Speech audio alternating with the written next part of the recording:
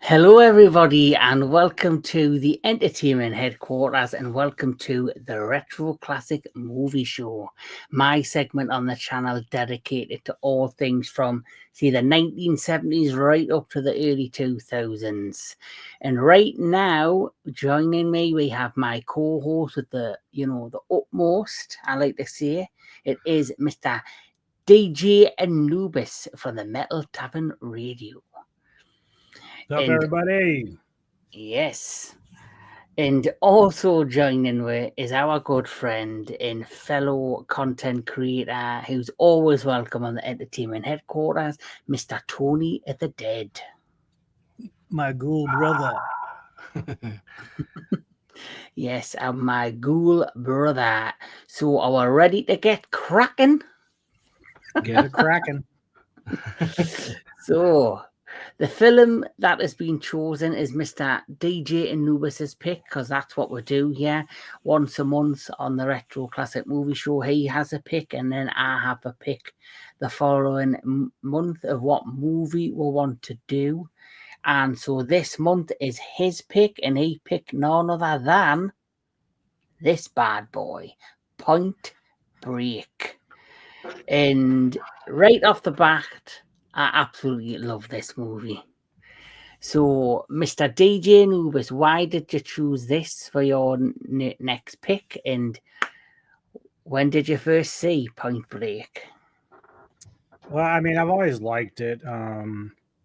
Obviously, coming off the heels of like Bill and Ted, Keanu Reeves was starting to gain some traction, and especially starting as like an action guy.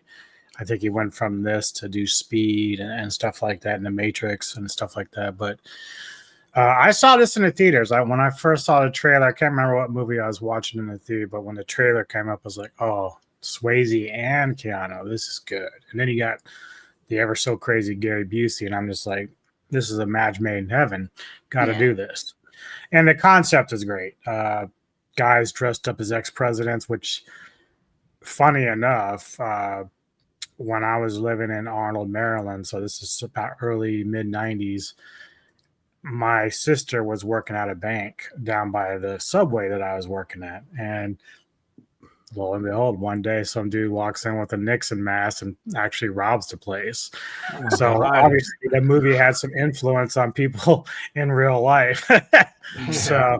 But that guy got caught pretty quick, so that's that's good news. It's funny though, isn't it, how certain films have had like an impact of like stupid shit like that happening. Like I remember, was it not long after it came out, there was all the clown sightings. Yeah, you had people dressing up as the clowns and just walking the streets to scare people. What's the one? Crinkles the clown. Oh yeah, Crinkles. Yeah. So he's real, right? Like he had a phone number and everything. Yeah, it's pretty good. Yeah, you just show up at people's houses. I'm like, oh, that's just terrible. That's terrible. But Mr. Tony, can you remember the first time you seen Point Break? Oh, it was back when it first came out.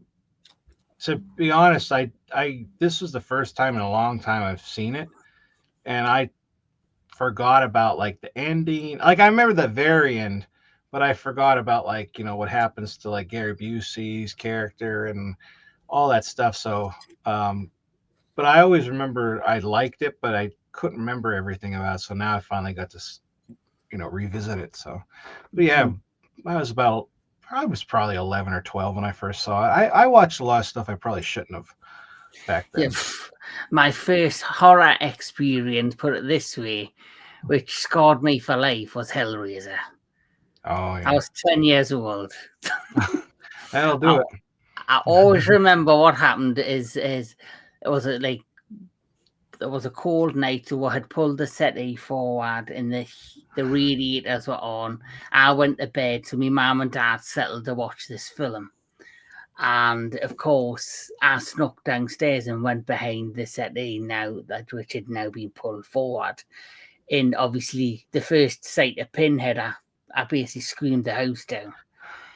And my mum was like, "What the fuck? Get upstairs! This is not your eyes."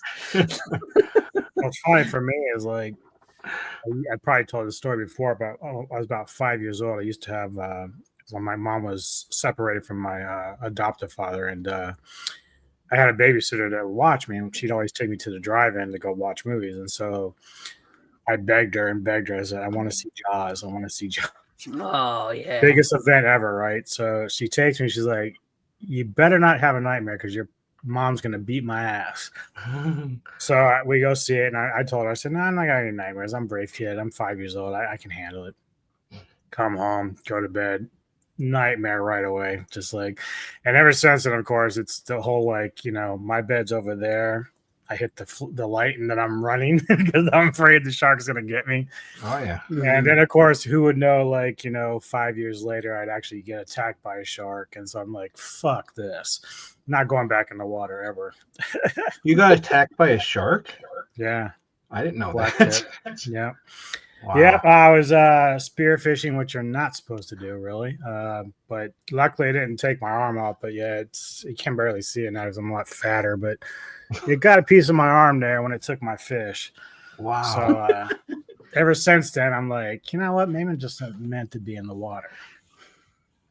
Well, that's one story we didn't know we were going to get today. So, here we go. It just got quiet. It did. Oh, but here we go. Let's talk about and get cracking with Point Break.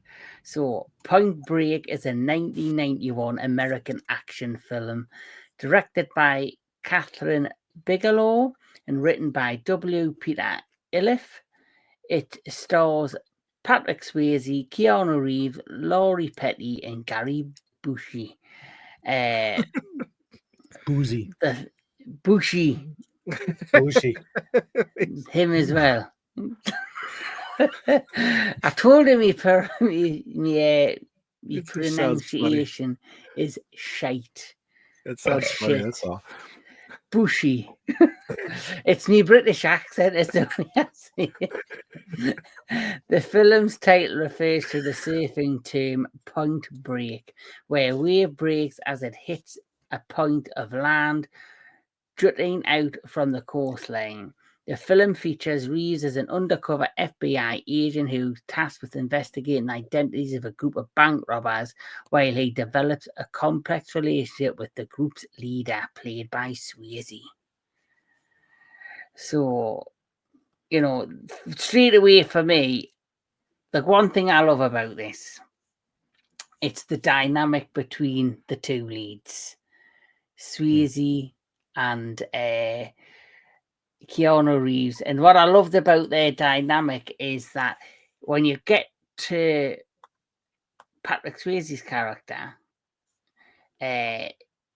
he's not a character they actually hate. He's not like a villain. He's a guy who's just very laid back, who's living like a relaxing dream. He plays obviously Bodhi. And then you've got Utah, who is Keanu Reeves, FBI agent Johnny Utah. You've got Bodhi, Gary Busey, plays Agent Angelo Papas, which I always found that name funny. I don't know why. Gary Busey is the Papa. Yes, he is.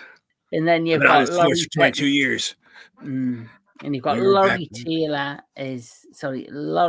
Petty as Tyler, who are the main characters in this. Well, kind of the main characters, a lot more better characters, I think. So there's Laurie Petty as Tyler. There you go. There he is. There's Papa's Gary Busey. And he is always, for me, just a class actor. I just love every character he's ever played. He's always the smart ass. He's always just the over the top villain. I like how he's like, it's right there in front of us. It's right in front of our face, and it's when the one president's like mooning the camera.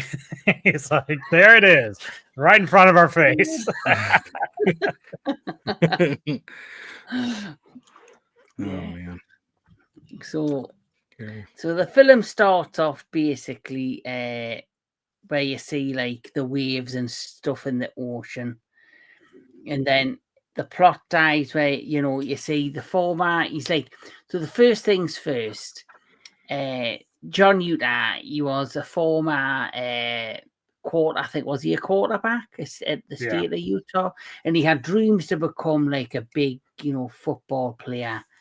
But then It was actually Ohio State was Was the it- college that he went to. Ohio State, sorry. He went to Ohio State and he had dreams to become like a big football star. But then obviously he sustained a substantial knee injury. And because of that knee injury, he had to change what he wanted to do. So he ended up joining the FBI. And, you've got Angelo Papas, who's investigating a string of the bank robbers by a gang known as the ex-presidents, who I just thought, when I first seen this and I seen the trailer, I just thought it was an amazing idea with the presidents. Yeah. I really enjoyed it. Rock and roll. Rock and roll.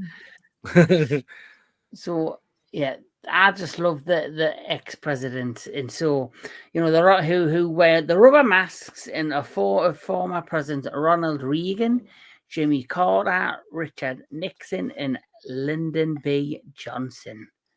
Rather than robbing the vault, they only demand the cash from the tellers and have in their drawers, and are gone within 90 seconds. So it's quite a clever idea that they only basically steal what they need, or what that they need to sustain themselves. Yeah. So, which I also thought was a great idea, and it's great how they went about it. They all look amazing in the outfits. They just turn up the bank, go in 90 seconds, they're out the door. What's your opinions of that, Mr. Tony? Hey, the way they did it, and they showed how they were like professionals at doing it, and they only stuck to that instead of the vault. It worked for them, and I guess nowadays, I mean, I don't even know how people rob banks like at all. Like, it's too risky anyway. But yeah, it was for that time. It worked.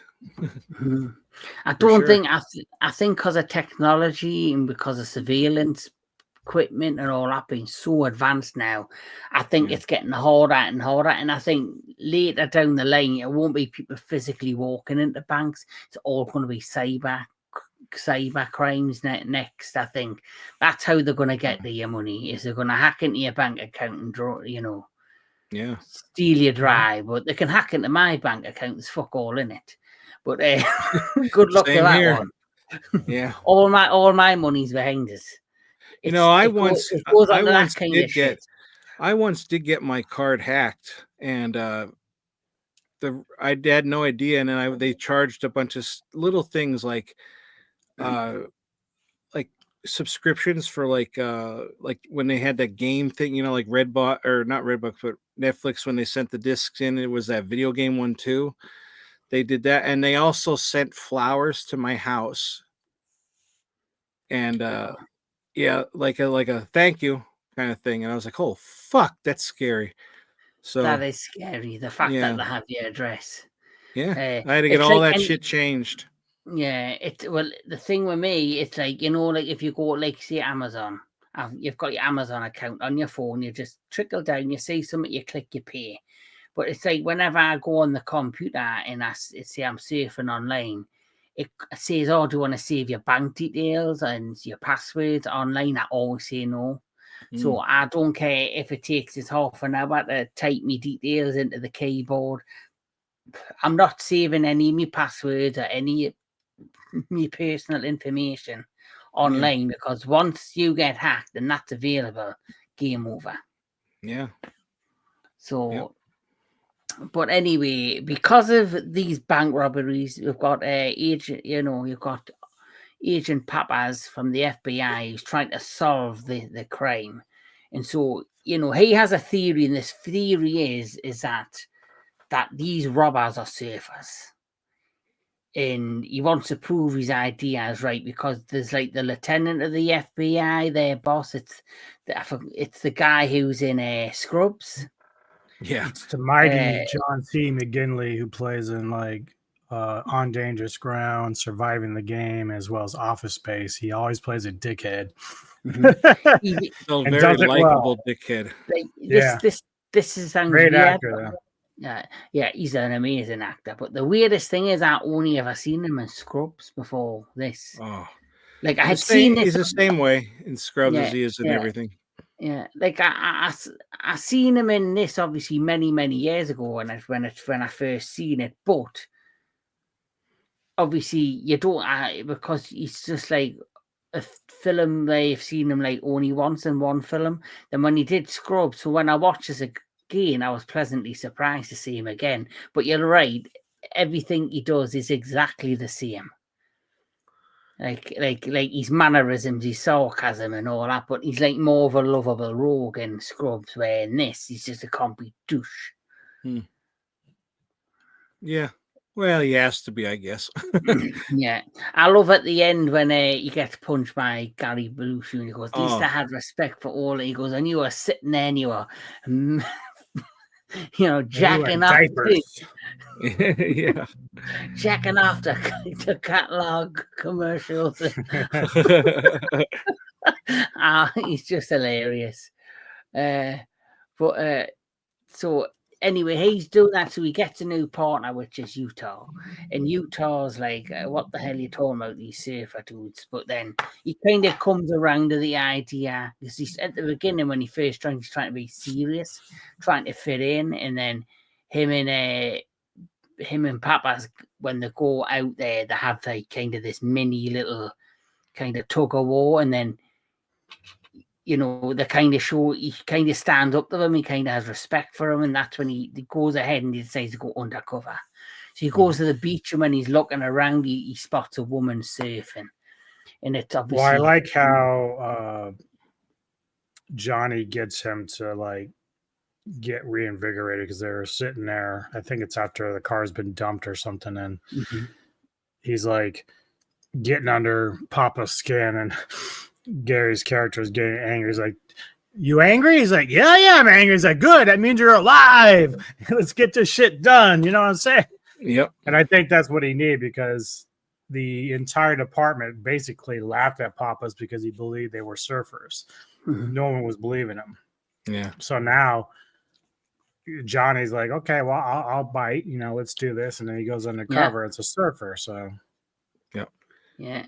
And that's what I like, that he was kind of self-doubting himself, Papa, but then because of that being rejuvenated by Johnny, he's like, you know what, yeah, we're on the same page now. And then he decides to go ahead and investigate, and he goes to the beach, and he basically fucking drowns surfing. But yeah. And then along comes the lovely Tyler. The worst part of the movie. The worst part of the movie. Like, I think, like, I don't mind the character, but maybe I'm wrong. Maybe it's the actress who's playing the character.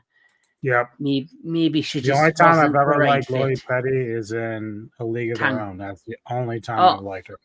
Yeah. Yeah, League of Their Own. She's good in that. She was on Orange is the New Black, and her character was like kind of crazy. Yeah. And she was very likable. And I met her before. She's a very nice person. I'm not dissing her as a person. I'm just like, I'm just not a fan of her acting. Like, she was in Tank Girl at one point. And I'm like, I don't like it. Yeah, Tank Girl. Yeah, I remember. But I think Kevin's right, though. It's like, if you'd had a different actress in that role, I probably would have no problem with it. It's like the whole end part of the scenario where she's kind of being held hostage. It's like you didn't care. Yeah, exactly. You didn't really care. True. It's true.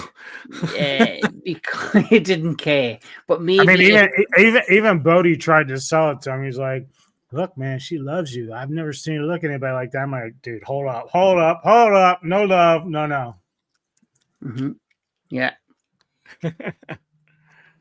So Utah infiltrates the surfing community, fabricates a family tragedy to connect with Tyler, which, part of his story was true, where especially when he's talking to Bodhi, and he basically tells Bodhi how he was trained to be a linebacker, and next thing he got the injury and it ended his career, and he had to move on to something else. But he's lied. He said he's a lawyer now. So part of his story is fact, and I think when you go undercover, you have to add elements of your real life to make it realistic for people to believe you.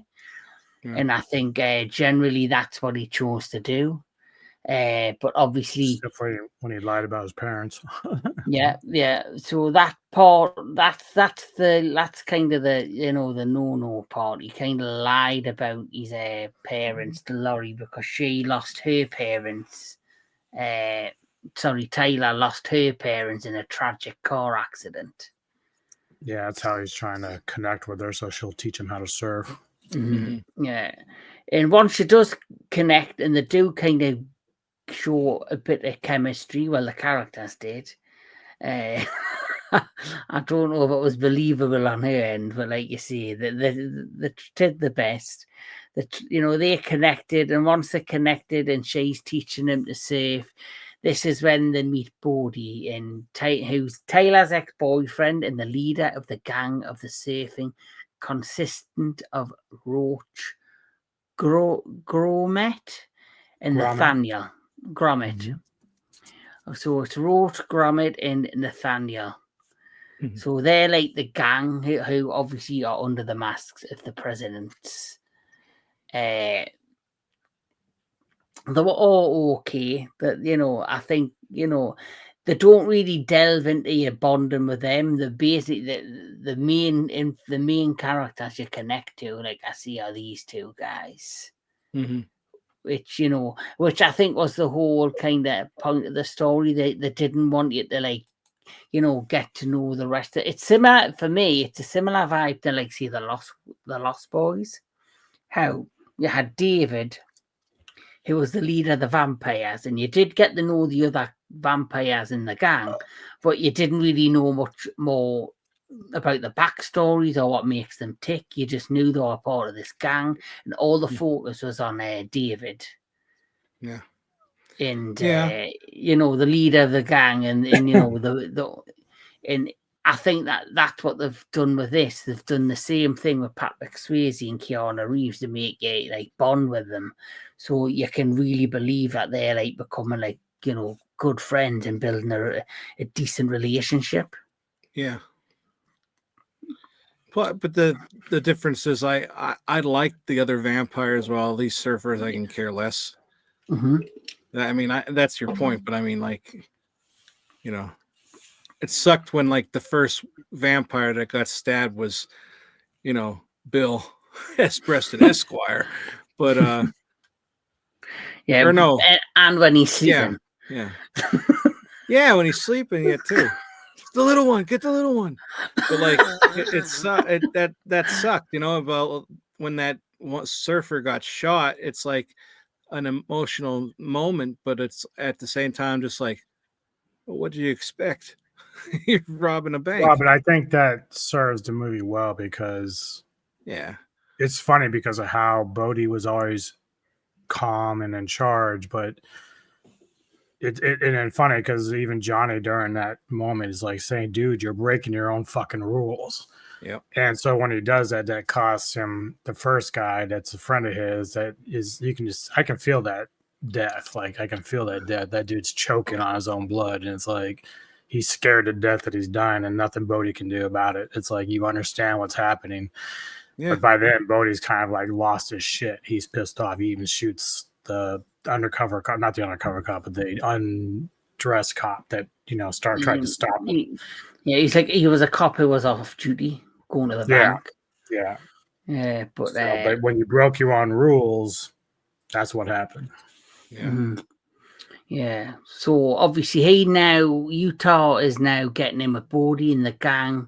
And what really bonds him is when he did tell him the story about his knee injury. And then there's even that time where there's another group of dickheads on the beach who everything's territorial. There's different surfing gangs who basically hold up different ends of the beach. And Did you when recognize War Child? yes, it's him from Cyborg. Yeah. Vincent Quinn. Yeah, And then you also had Anthony Kiedis from the Chili Peppers in there as Tone. I don't like him. I don't like Anthony Kiedis. There's just something about him. Person or a singer? Both. Really? Yeah. I don't know, just something about him. I Mm. feel like he puts too much words in the music. Like if there's a Oh, part well, I mean, I'm not where he like can that. I mean, I talk. like their one record, but it's not like I'm a huge fan. I did see him in '92 though. California, California, California, California. Right? Where are you So from? what you're saying is it's great that he was in this and he shot his own fucking foot. I forgot about that part, and I was like, "Oh, yeah." What? Oh, No, what's going don't on? split up. 2 Kevins? 2 Kevins. For free? Yes. For free, 2 for the price of 1. We got Kevin Lambert and Kevin Lambert Esquire. That's correct. But so obviously there's this other gang there. Oh, that's another thing I wanted to see. As you know, we watched Cyborg and we've actually recovered that on this show. But you said he was dubbed during the performance in Cyborg. I wonder if he was dubbed in this as well, because you said he's got quite a high pitched voice. You're right. Yeah, it's interesting because I mean he's got like a menacing look. There's no doubt about it. But yeah, I was surprised when they said he had to dub his voice for Cyborg. It's like, wow. Yeah, I found that hilarious as well. But and let's face it, like maybe that was the issue of why he's only done a handful of movie roles, because maybe that was something that they felt was holding him back. Yeah. That's why I'm not a serious DJ, because I don't have a deep voice. I'm too high. Well, I'm not like Wolfgang Jack, you know. Hey guys, how you doing? You got that scratchy voice though. Yeah. Well, I've got the voice of Frank Sinatra, so you know I'm just waiting for my big break. Must not be the Frank Sinatra I know. Yes, it's like, let's face it, I've got the voice that, you know, breaks glass and like kneels on a chalkboard. But did you know though that the guy that plays Nathaniel was in Return of the Living Dead and Tombstone? You know, I did not know that. So that's interesting to know. Mm-hmm. Is he still alive or did he die? I think he's alive. I was thinking that too, and they were fighting, and I thought, yeah, he's still alive. This guy is just like, he makes a really good bad guy. He has the look, like you said, and everything. And it's like, he can't really be anything but a bad guy. You know, and I'd be fine with that if I was always. The thing is, I think his eyes are actually like that. I don't think those are contacts. I think that's how they look. Like, it's just crazy. Yeah.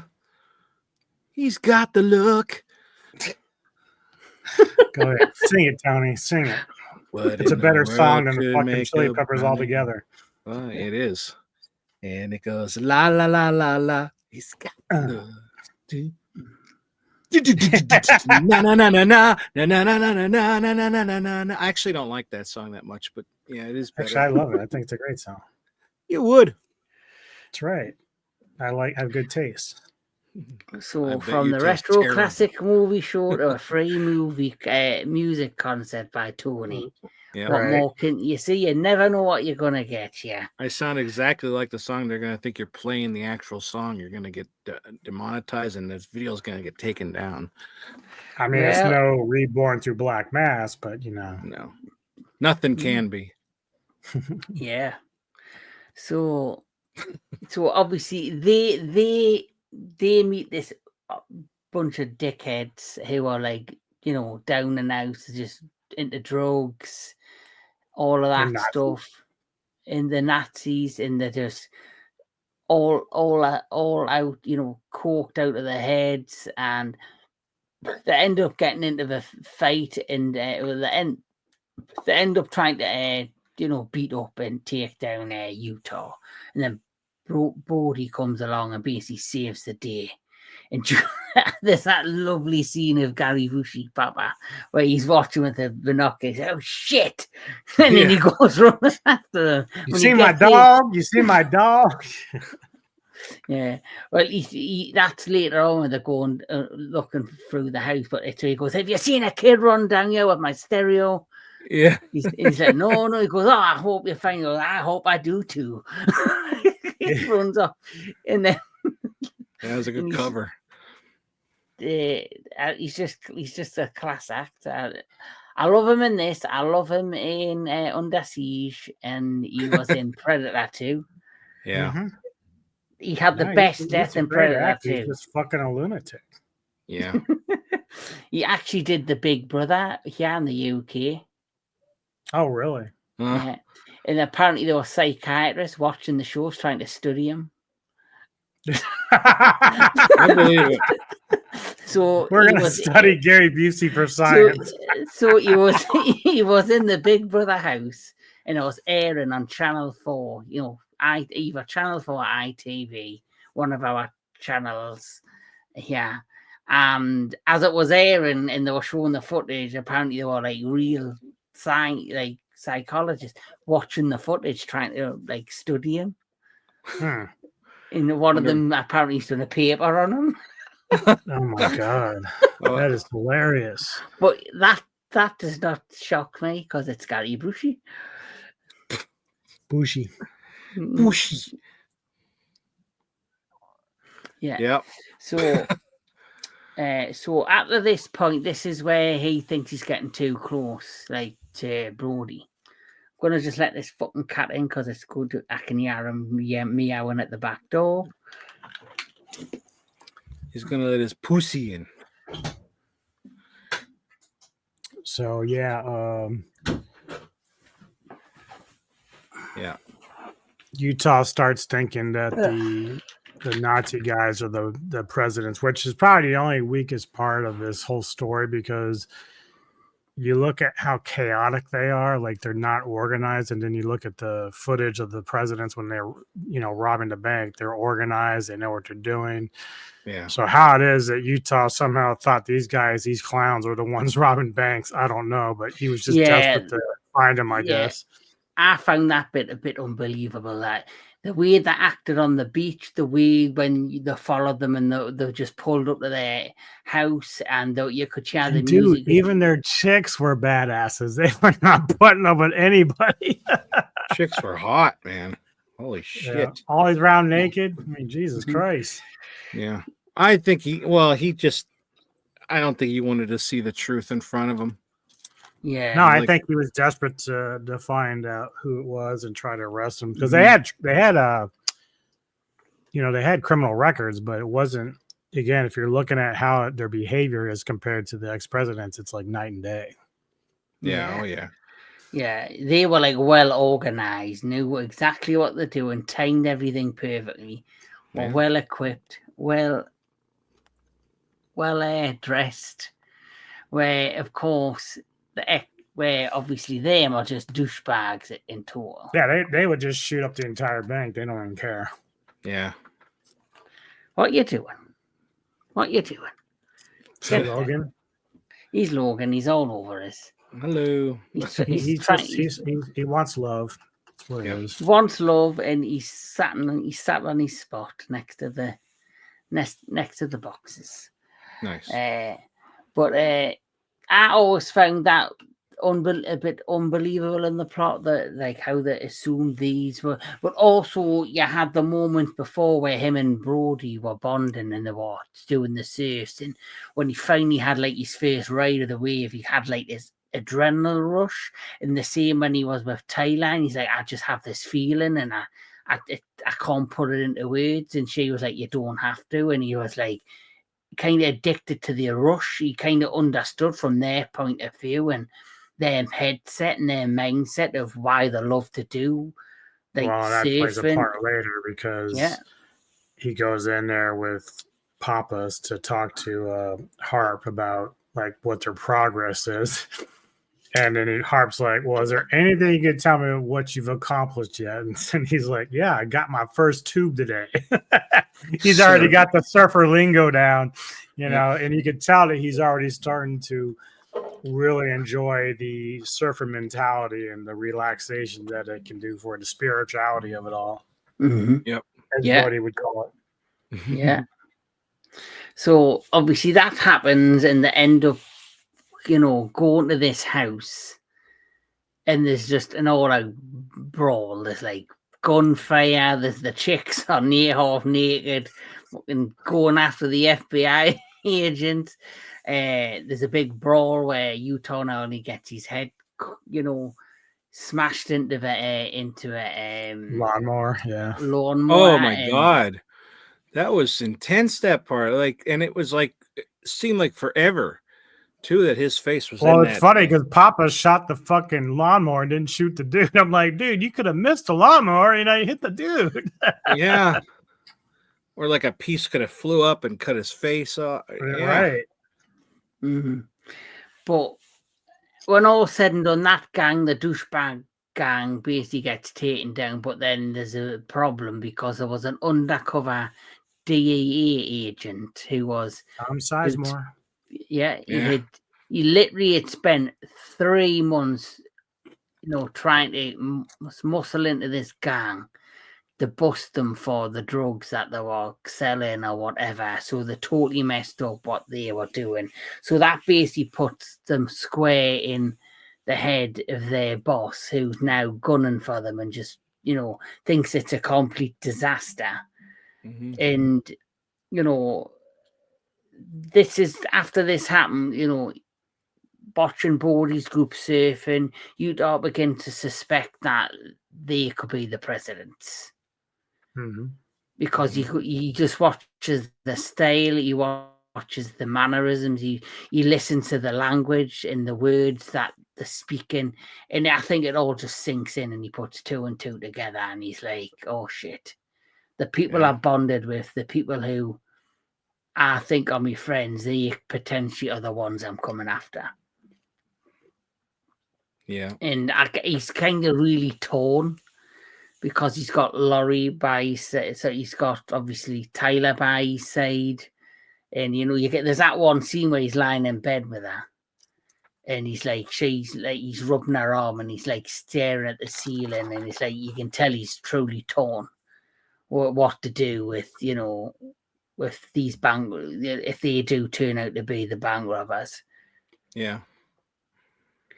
And this is when, as soon as this happens, like, he then decides, you know, they're going to, you know, sit outside the bank and basically, you know, go undercover, not undercover, they say they stake out the bank to see, because they've kind of worked out the patterns of how the surfers work.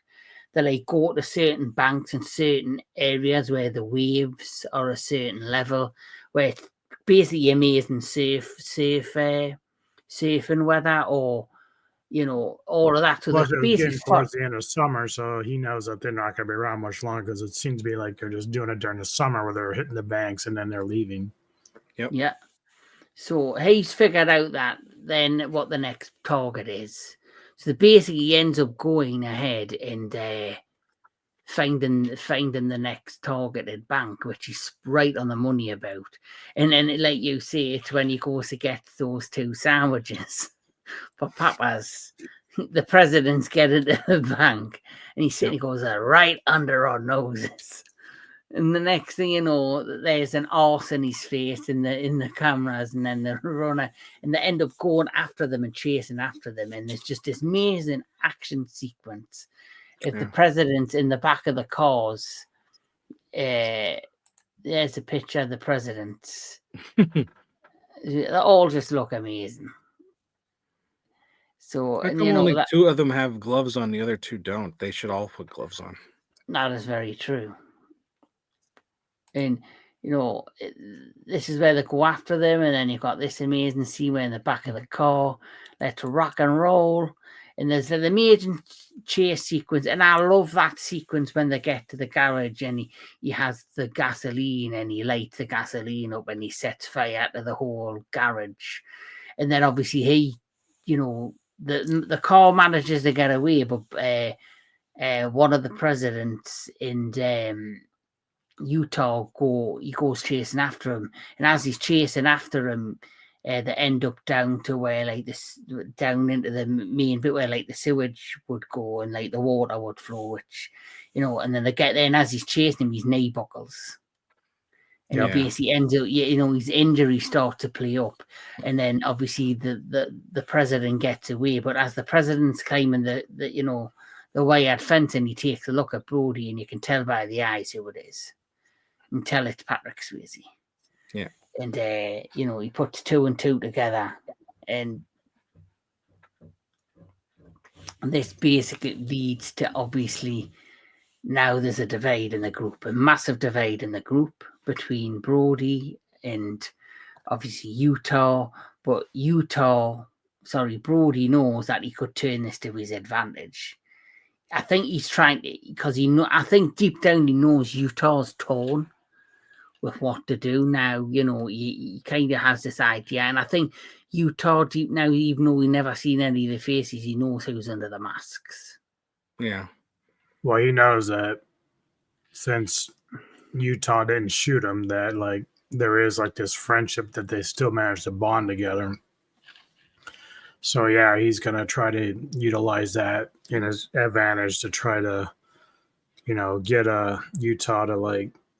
And it's funny because you would think he would try to get Utah to help him, give him inside information, but he has no interest in that at all. It's just about trying to get this guy to maybe leave the law enforcement and go be a surfer. Like that's really kind of his goal. So I think in the end, Brody gives interviews. Brody's a very chill guy, but he also, I think, he thinks, right, maybe we could turn him, maybe we could only say, but then he decides, he needs, maybe, something on his side. And so when, of course, after that happens, Utah's in his home with Tyler, and when she suddenly pulls a gun out because she finds his FBI badge. And there's a real divide there because she now knows he has lied. In that, and the heartbreaking thing is obviously she lost her parents in a tragic car accident, and she now knows that everything he said, like right at the beginning, was a fabrication. It's been a total lie.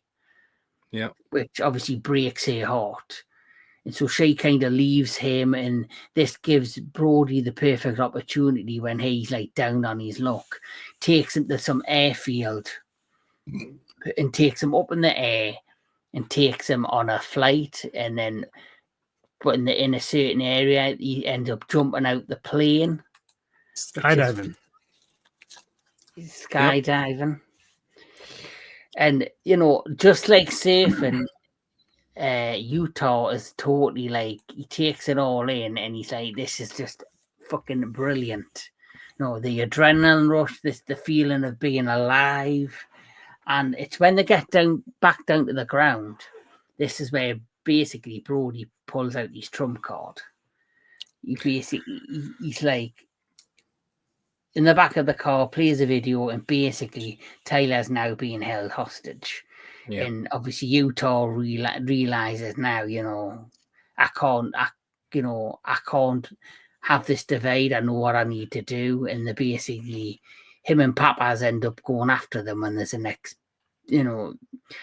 so how it goes about is he ends up taking Utah to the bank with him to do a bank, but obviously he doesn't have a mask on. It's all a setup. Brody's setting him up. Sorry, bag's empty. No more mask. Yeah. Takes him to the bank. With no bullets, too. With no bullets. And then what ends up happening is Utah basically gets set up by Brody. It's like the final, because like you see, this is the last raid they're going to do, but then Brody gets too confident in many ways because he thinks he's got the advantage because he's got Utah there, and I think a part of why you said, because like you say, they'd normally just attack the cash registers, but this time around that he decides I'm going to go into the vault, and the rest of the gang are like, well, why are you doing this? A part of me believes that because I know they're in and out in 90 seconds, but for me it was that originally why he wanted to do that is to stall the time, so you've got more footage of Utah on the cameras. Like with the gun waving and they make him look like he's truly a part of the guy. Well, they would have had him anyway. My theory was that Bodhi knows that the gig is up basically because he's not going to kill Utah. They're not used to killing people. That's part of the thing. But he does it because his friend gets shot and killed. But I think initially Bodhi's thinking, you know what? We're just going to take as much money as we can. We're just going to disappear for a while because I don't think they plan on coming back. Yeah. Because they talked about the whole 50-year storm and going around the world surfing. So I think Bodhi was more thinking just long term, like how long can I get away without being caught rather than worried about Utah. Utah's already on camera with the gun, so I think he's fine with that. But once shit starts going south, and he starts killing the two cops, it's like now he's really fucked. Oh yeah. Yep, no going back from that. Yeah. Yeah. So, and it would have all been captured on the camera as well. So, so I like where he when they do he shows her being kidnapped on the thing before he says he goes, it's gonna sting a little bit, but it's for your own good. I like how you could tell he feels bad for it, but it's it's something I have to do. That's what he says. He says, I can never do this. Rosie, he's like a different breed. This is like their bodyguard type dude that hangs out. He's like a fucking menace.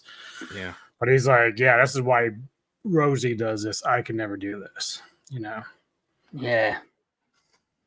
And so that led to, obviously, that leads to a situation where there's an off-duty cop who's there, and even the security guard's like, don't do it. The off-duty cop, I guess he thinks, I'm going to be the hero. I'm going to stop the bank robbery. But even the security guard knows it's a bad idea. And as you can expect, it goes wrong. When it goes wrong, the undercover cop is shot, and the security guard's shot, and Brody's one of the gangs shot. And this is where you really see a change in Brody. He thinks it's going to be an easy, cool split plan, and then next thing you know, one of the gang members is shot. He sees him die in front of his eyes, and he turns. There's like a rage in his eyes, and he knocks out Utah, who's left, and then they disappear, and then Utah, of course, is arrested, and then that's when you have the great confrontation with Papas, the boss, who he's like, I've been doing this since you were sitting at home looking at your mom's catalogs, posters, and masturbating. And then he goes, and what you gonna tell me? And then he knocks him out and he goes, respect your elders. Yeah. And he hits that ground hard too. Yeah. So he takes Utah away in cuffs. But then Utah instantly knows how they're going to get away. And that because obviously he went skydiving with them earlier. He knows the only way out of this, because the roads will be getting looked at, is to escape by plane. So he ends up going to the airport where, of course, there's they think they've got the upper hand, but then suddenly Papa is shot from behind and is killed, unfortunately. And then, Utah ends up getting, going on the plane with Brody, which leads to, them talking on the plane, saying you better give up, you can't go anywhere, the gig is up. But obviously Brody still thinks he's got the upper hand, but at the same time, one of the other gang member who was also present was also shot when Papas was shot, and is bleeding out on the he's bleeding out on the plane, and they ended up jumping out of the plane, once again, skydiving. down to the ground. And this bit as well was kind of unbelievable as well, where. But that was actually a good part of the film because it was something you weren't expecting. Yeah. But I do like the scene leading up to that when Bodhi is like wrapping up Roach to get him out because Roach is hurt, and he's like, "Man, I'm getting cold," and I just love how Utah's like, "That's because you're dying. The blood's leaving your body. The blood's leaving your body. You're gonna be dead soon." Yeah, he's just being so calm about it. And then, of course, I don't know if it was Bodhi or Roach. He's like, "Just shut up, man." They'll see you in hell, Utah. And that's the other thing, man. Like, for a group that was like so close knit, the fact that they lost one of theirs and then lost the other guy at the landing strip, it's like they move on pretty quick, man. They're just willing to just keep going. I'm like, Jesus, dude. Yeah. I felt like because then when him guy did go to the ground, it's like when that guy did hit the ground, he was dead. Then when you see him again, but like he didn't even take the body with him. Like he in the truck, I thought it's like how close could they have really been? Was it at that point in time? It was like Brody was more worried about saving his own ass than like burying his friends. I think Bodhi is just like he's all about him. Like in a lot of ways he's worse than those Nazis because those guys at least were looking out for one another. That Bodhi is like using these guys to pull off these heists just so he can find the next adrenaline rush, and they just kind of follow him. It's like.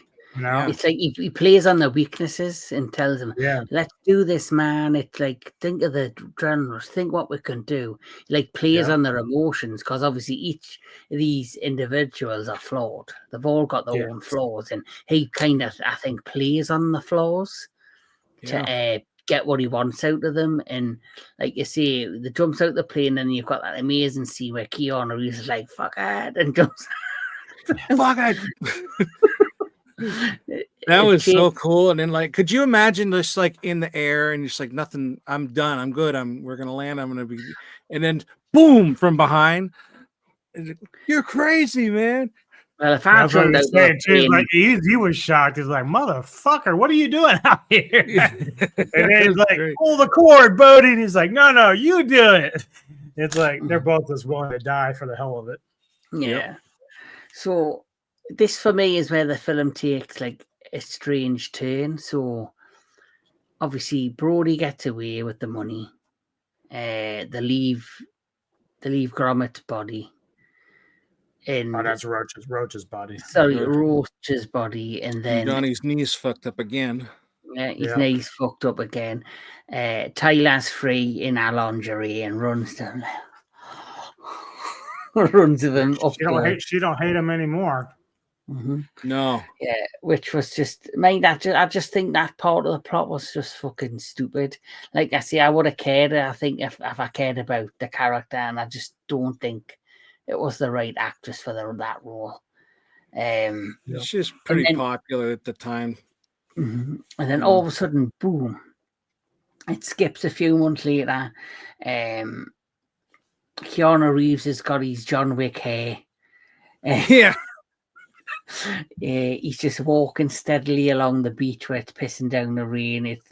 He's now in Australia, and then he catches up with Brody, who's now there to catch the 50-year wave, and they kind of have a mini scuffle, and Brody kind of gets the upper hand, but I think Utah allows him to, so he can get the cuffs on him and says, if the gig is up, it's time to call it quits, And how pissed is Bodhi when he realizes that, because he was trying to drown him, but then he gets up and he's like handcuffed and he's so pissed. He's like, no. And then you see the FBI copter come in, and the FBI officers coming down the staircase. And then once again, Brody, because like you see, he's good at playing on people's emotions. He's good at playing on people's feelings. He basically persuades Utah to let him go. And he says, One last wave. Yeah, one last wave to get that last rush before being locked up forever. But then Well, they're he knew like, he wasn't coming back in that one. so he's like, oh, he goes out and then you let him go, you let him go. He goes, we'll catch him when he No, comes. did it wrong. He did it wrong. He's, you let him go. You got the accent. You let him Yeah. go. We'll get him when he Well, comes back mean. I He kind ain't of coming speak. back. I kind of speak my own fucking language or do pronunciations. Never mind trying to do an Australian accent. Let him go. Let him So, go. so next he's like, "Oh, I'll catch him when he comes back in." And then as Utah's walking away, he has his badge and he throws it in the water, and it's like he's ending his career basically. He knows he's given up because he's kind of, despite all of what Brody did, he kind of give him like this new lease of life. Mm-hmm. He give him like When he some. says to him, he goes, "Still surfing every day." Mm-hmm, Yep. mm-hmm. Yeah, and that is our movie. That's funny because I didn't know that was from this movie. I've seen that like GIF so many times, or GIF, however you say it. Shit. So in all, I think this is a very good movie. I love the story. I love the characters. Gary Busey for me steals the show. Yeah, with the one-liners. What's your overall thoughts, Mr. Tony of the Dead? I did like it. I agree with like the parts that didn't really add to anything. I was really upset when Gary Busey died. I Yeah, was like, Yeah. come on. Yeah. I didn't know. I thought that totally too. forgot about that part, man. I wasn't Same. shocked because he dies in most fucking movies he's in. So. He does. But he shouldn't have died in this film. No, he should have lived. But yeah, overall, it's a good movie. I know I'm not like amazed by it. I think I remember it being better, Yeah. but I still thought it was a good movie. Oh, I think I'm the opposite. I think it was better this time round. Oh, really? Really? I've seen it once or twice. And I'll be honest, I think the first time I watched it, I thought it was boring. I couldn't get into it. The second time, I thought, I never thought like it was boring. But now, this time, now I'm older and I appreciate it more. I absolutely love it.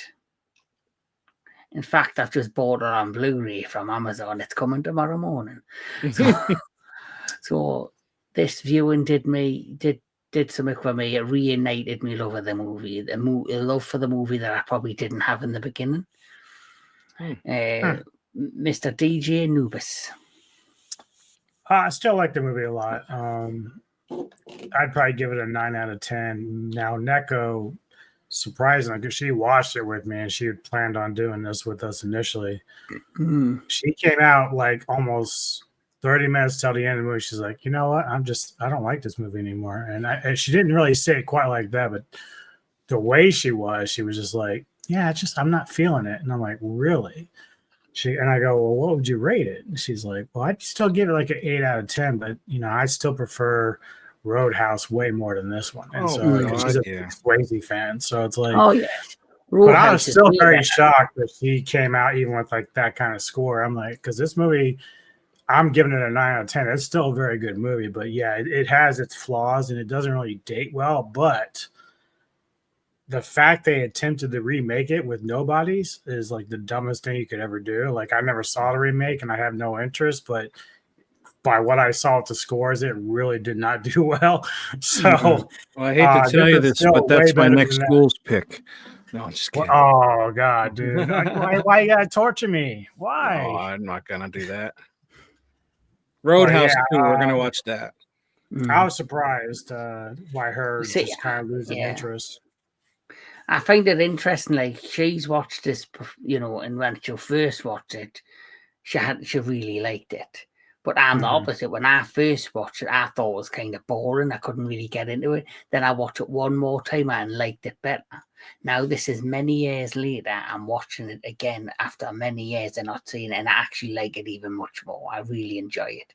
So for me, if I'm going to rate this, I'm going to give this 9 out of 10. Ooh. just because I really enjoyed it, and I just love the chemistry between Patrick Stewart. I was going to say Patrick Stewart. Patrick. No, that was Patrick Stewart as Bodie. The surfer. They should do a comedy version of this with Patrick Stewart. That'd be They should great. they should do like a spoof version, like scary movie. Yeah, But, yeah. but I really like this, and I really like obviously Patrick Swayze in this. I like Keanu Reeves. Like I say, this was the first time you ever took a real notice that Keanu Reeves had something in terms of wanting to become an action star. So for me, that's why I'm rating it high. What about you, Tony? Yeah, I would probably give it a 7 out of 10. To be honest, that's not bad. I mean, it's not bad. I'd watch it again, but like only if I had to review it. It's like once in a blue moon for you. Yeah, kind of like that. I do like Keanu Reeves in this a lot. I like him in movies. I think he's sometimes his I think that was one of Neko's issues though, is that she felt Keanu was at his worst here, while Patrick was at his best.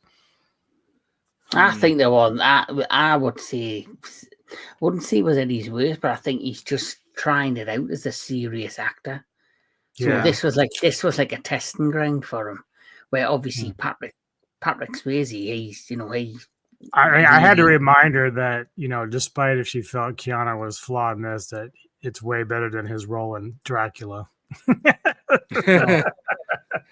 Did you guys think of Hot Fuzz at all when you were watching? Yes, I did. Nick Frost. I did this thing. I went, yeah. Oh, see, he loved him so much. See, I can't do an Australian accent, but Keanu Reeves can't do a British accent. So neither can you. Yes, I can.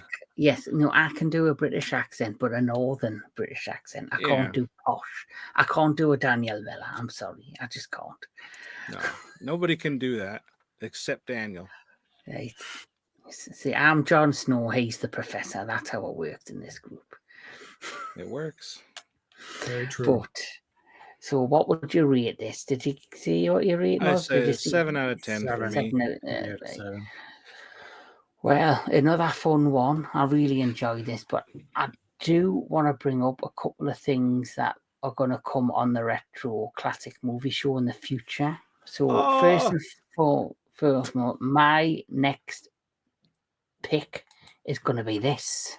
Ooh. Legend. We're going to go down the dark fantasy route. And then after that one, it's going to be Mr. DJ Anubis' next pick. And then after his next pick, I'm going to do this because it'll be right on time for the next Karate Kid movie. So we're going to do a franchise special. So I couldn't remember too, because I did my review. And so did they ever bring Hilary Swank into the series? I didn't think they did. No, they didn't. So she was the only odd one out. Okay. Are you going to be able to watch the next Karate Kid? Oh, the next one looks great. Looks amazing. No, I mean that one, the next Karate Kid, the fourth. Oh, I mean, I don't think I ever actually watched it, but I think it's important to kind of do it anyway. Yes, but then I just want to quickly mention that I have decided I'm working on a new segment for the channel. So my new segment is this. Battleground. Okay. Yes, so that is going to be like a versus style segment, but not with films, but with film characters. And I've decided the first one is going to be the RoboCop versus the Terminator. So it's where we get together and we're going to talk about these two fictional characters and who we think would beat the shit out of each other and win. Okay. Yes. And then a future one after that might be something like, I don't know, It could be, say, John McClane versus Rambo. You know, where we have these two characters from two different franchises. Actually, I would do, if you were going to do Rambo, I'd probably do Braddock, Chuck Norris's character. Two military guys. There you go. So that you get the gist of what that series is going to be about. When I launch it, who knows? But it's something I've been thinking about a lot. So hopefully we can get that one off the ground and you guys will be a part of it. But yes, that is just a few things coming up on the entertainment headquarters, as well as a live tonight. Let's Talk Live 4, where we're talking about movie heroes and villains is the subject. And hopefully these two guys will be a part of that. I'll be there. What time is that at? It'll be 6 our time. 6 your time. All right. Mm-hmm. So, Mr. DJ Anubis, what's coming up on the entertainment headquarters? What's coming up on the Metal Tavern Radio? Yeah, you can't take over my shit now, okay? So, tomorrow, doing another Silver Screen Savants with Ulvin. This time it's my pick for Escape from New York, starring Kurt Russell. And then Sunday, doing my Kaiji Spotlight with Ulvin for King Kong. And then, of course, Monday, we are going to do his pick for Silver Savant, which is The Three Musketeers with Charlie Sheen and Oliver Platt and all of them. So those are their immediate things coming up. Tony has his Silver Screens, his Ghouls of Midnight, but it might be Night of the Comet, that piece of shit movie. But no, I don't know if he's going to change it or not. But I might, because you've seen it enough, but yeah. Whatever. We've actually been doing pretty good because the stuff that we've been picking we haven't really seen. So I've been making my list that we're going to do at the end of the year. So yeah, been doing all right. Well, why don't you do something different? Because I've noticed you do a lot of like mixed things, like older things. Why don't you do something like the Iron Mask, Behind the Iron Mask with Leonardo DiCaprio, something like that? It's a great film. Well, we were going to try to do The Substance, but I think he and I are on the same page. Like, you have to be in the right thinking mood. That was the one. Yeah, that was the one you were going to do, and I said I'd want to be a part of. Okay. If we ever do it, then we'll put you in. Yeah, I knew you had mentioned one, and I really wanted to do it, and that's it, The Substance. Because I know you like that film. Oh, I love it. Okay. Mm-hmm. Is there anything coming to Mr. Tony the Dead channel? No, nothing really. Just the Ghouls thing for now.